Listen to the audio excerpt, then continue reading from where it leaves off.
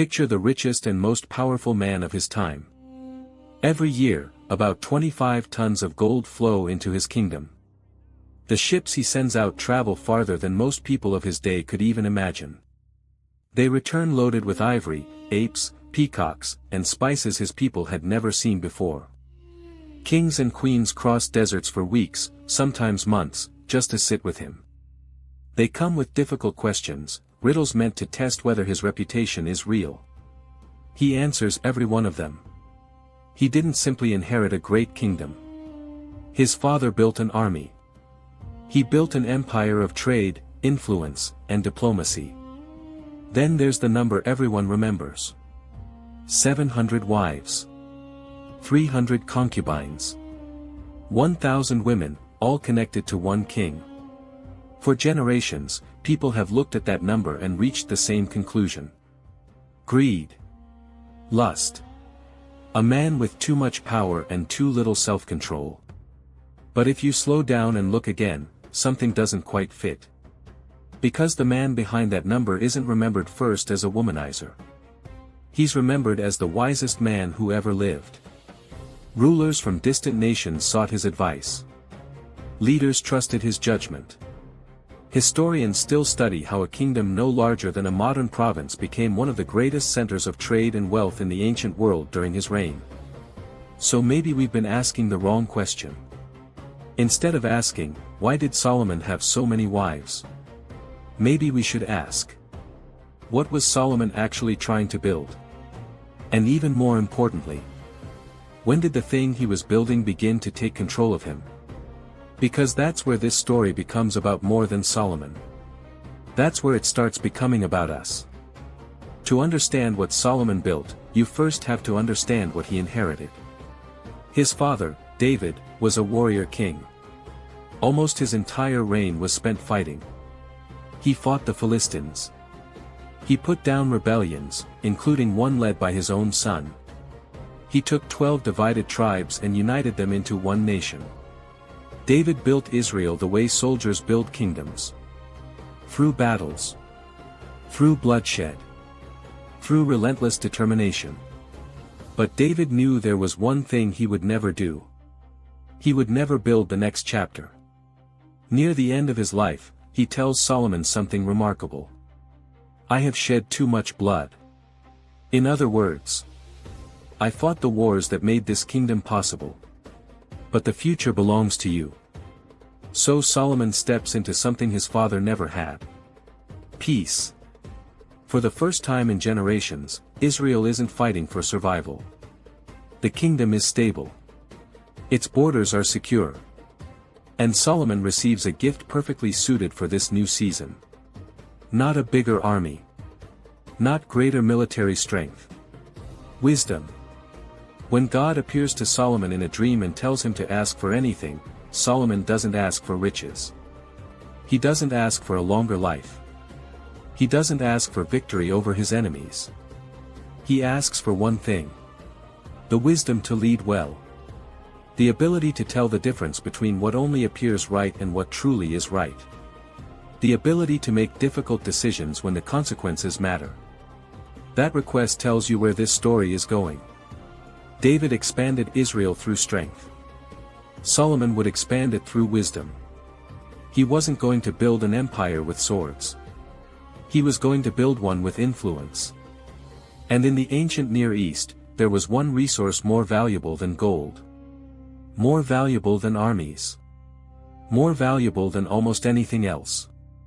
Relationships. Here's the part of Solomon's story that almost never gets talked about. In Solomon's world, marriage wasn't mainly about romance. It was one of the strongest political tools a king had. When two nations wanted peace that would actually last, they didn't rely on promises alone. They joined their families. A royal marriage meant more than two people becoming husband and wife. It meant two kingdoms tying their futures together. A king wasn't simply receiving a bride. He was receiving an alliance. If one kingdom broke the peace, it wasn't only breaking a treaty. It was turning against its own extended family. That made war far more costly. You see this almost immediately in Solomon's reign. The first foreign marriage the Bible records is his marriage to Pharaoh's daughter. That matters. Egypt was the dominant power in the region. Pharaoh didn't casually marry his daughters to foreign kings. For Egypt to give a princess to Solomon was a public statement. It said, "We recognize this king." The marriage even came with a wedding gift. Pharaoh captured the city of Gezer and gave it to Solomon as part of the agreement. Think about what happened with a single marriage. One alliance. One secure southern border. One important trade relationship. And not a single battle had to be fought. Solomon didn't stop there. He made alliances with Moab, Ammon, Edom, the Sidonians, the Hittites. Each marriage represented more than another wife. It represented another treaty. Another nation choosing cooperation over conflict. Another border becoming stable. Another trade route opening. Every marriage strengthened the network he was building. And that network made everything else possible. The temple. The royal palace, which took 13 years to complete. The fleet of trading ships that sailed to distant lands. Even the famous visit from the Queen of Sheba begins to make more sense. She wasn't only visiting because she had heard stories about Solomon's wisdom. She was also the ruler of a wealthy trading kingdom. Her visit was almost certainly diplomatic as well as personal. She wanted to see whether Solomon's reputation matched reality before building a stronger relationship with his kingdom. None of this happens if Israel is fighting wars on every border. Solomon understood something many leaders still understand today. The strongest kingdoms aren't always built by conquering more land. Often, they're built by creating relationships that make war unnecessary. You still see the same idea today. Many of the world's biggest companies didn't become giants by fighting every competitor head-on. They grew through partnerships. Through mergers. Through acquisitions. Instead of building everything themselves, they joined forces with people who already had what they needed. One company buys a logistics business instead of spending years building one. Another acquires a team with technology it would have taken years to develop on its own. Others partner with companies in new markets instead of trying to enter those markets alone. The strategy hasn't changed. Only the language has. That's exactly what Solomon was doing. Every marriage strengthened another alliance. Every alliance expanded his influence. Every new relationship turned another potential enemy into a partner. He wasn't simply adding wives. He was building connections between kingdoms and placing Israel at the center of them. And that's the first lesson from Solomon's story. If you want to build something bigger than yourself, there comes a point where you stop trying to do everything alone. The people who build lasting influence learn how to connect their success with the success of others until everyone has a reason to keep the relationship strong. But this is where the story begins to change. And honestly, this is the part most people skip because it's uncomfortable. Long before Solomon was born, before there was a temple, before there was a king sitting on Israel's throne, God had already given a warning. It's found in the book of Deuteronomy, and it speaks directly to Israel's future kings. The king must not take many wives, or his heart will be led astray. Notice what the warning says. It doesn't say he'll get caught. It doesn't say he'll lose his kingdom overnight. It doesn't even begin with punishment. It talks about something much quieter. His heart will be led astray. That's the danger. Not one dramatic mistake. A slow drift. A gradual shift that happens so quietly you barely notice it while it's happening. And that's exactly what happens to Solomon. The Bible doesn't say he woke up one morning and suddenly abandoned everything he believed. It says something much more subtle. As Solomon grew old, his wives turned his heart after other gods. Think about what came with every alliance Solomon made. Each nation had its own gods. Its own traditions. Its own way of worship. In the ancient world, politics and religion were deeply connected. Honoring a foreign alliance often meant showing respect for that nation's beliefs as well. So perhaps it started with something that didn't seem like a big deal. A shrine built for one wife. An altar for another. A place of worship for a different nation. Small accommodations. Diplomatic gestures. Each decision looked reasonable on its own. None of them looked like betrayal. But over time, those small decisions began to add up. The same man who had once asked God for wisdom above everything else was now building places of worship for gods he himself did not serve. Not because it happened all at once. Because it happened one compromise at a time.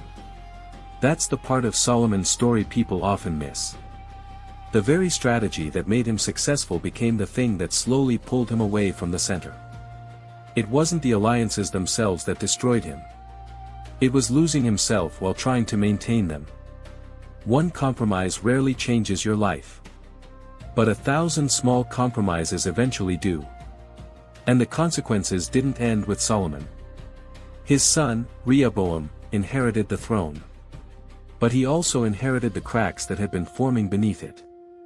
It didn't take long before the kingdom divided.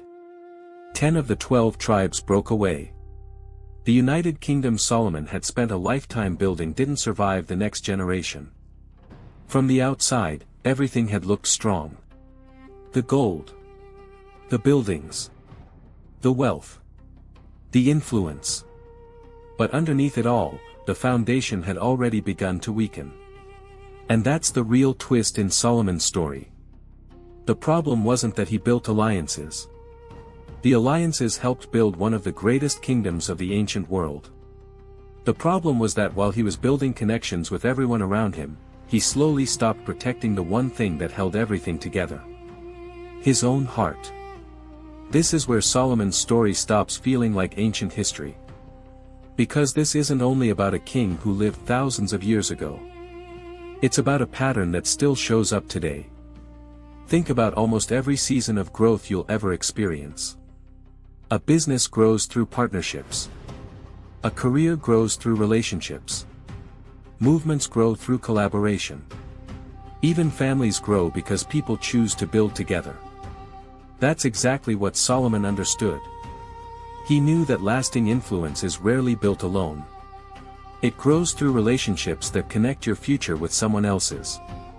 There was nothing wrong with that strategy. In fact, history shows it's one of the fastest ways to build something that lasts. The problem begins when you stop asking a second question. Not just, who should I build with? But, what part of me is never up for negotiation, no matter how valuable the relationship becomes? That's the question Solomon stopped asking. Or if he asked it, he stopped protecting the answer. With every new alliance came another small compromise. Another small adjustment. Another decision that didn't seem important on its own. Until one day, the center that once guided every decision had quietly shifted. When enough people influence your direction, there comes a point where you stop leading your relationships. And your relationships begin leading you. You can see this happening everywhere today. A founder keeps bringing in investors until the company still carries their name, but no longer reflects their vision. A creative accepts every partnership and every opportunity until the work people once admired slowly disappears beneath everyone else's expectations. Someone spends years trying to keep everyone around them happy until one day they realize they no longer know what they truly believe. None of those stories begin with one catastrophic decision. They begin the same way Solomon's story did. One reasonable compromise at a time. So what does Solomon's story teach us? First, build relationships boldly. Don't believe the idea that success comes from doing everything by yourself. Solomon didn't build alone. He built through alliances. He understood that connecting your success with the success of others is often how great things are built. Second, decide what will never be negotiated before the opportunities arrive. Whether it's a business partnership, an investment, a friendship, or a marriage. Know where your lines are before someone asks you to cross them. Don't settle for vague values. Be specific. Write them down.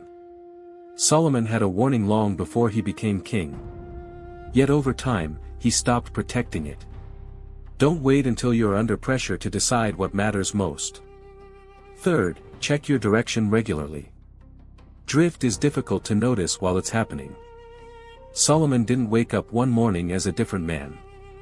The change happened over years. That's why it's worth stopping every so often to ask yourself a simple question. Have the relationships I've built strengthened my convictions? Or slowly changed them? That's an uncomfortable question. But it might be one of the most important ones you ever ask. And finally, remember this. The consequences of today's decisions don't always stop with you. Solomon lived in extraordinary wealth. But it was his son who inherited a divided kingdom. Every decision you make today becomes part of someone else's future tomorrow. The business you build. The values you protect. The compromises you accept. None of them affect only you. Someone else will eventually stand on the foundation you're laying today. The only question is whether that foundation will still be strong when they get there. The wisest man who ever lived didn't fall because he wanted too much. He fell because he became so focused on building everything around him that he slowly stopped protecting the one thing that should never have been compromised. That's the story hidden behind the number people always remember. Not 700 wives. Not 300 concubines. But one king. 1,000 alliances. And one quiet question he slowly stopped asking. What part of me is not for sale? It's the same question every one of us has to answer. In every partnership. Every opportunity. Every relationship. Every decision. Before you build anything that lasts, decide what you'll never trade to build it. Then go build your empire.